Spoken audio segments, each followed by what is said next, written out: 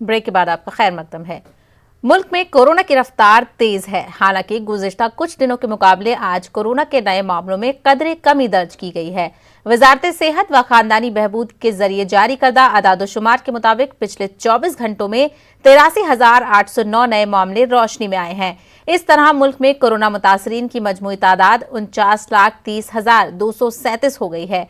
उनमें 9,90,061 एक्टिव मामले हैं, जबकि अब तक 38,59,400 अफराद सेहतियाब हो चुके हैं। आदादोशुमार के मुताबिक पिछले 24 घंटों में 1,054 मरीजों की मौत हुई है।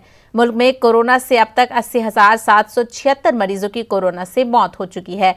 उधर ICMR के मुताबिक पिछले 24 घंटों में 10,72,845 कोरोना टेस्ट किए गए हैं। मुल्क में अब तक 5,83,12,273 कोरोना टेस्ट किए जा चुके हैं।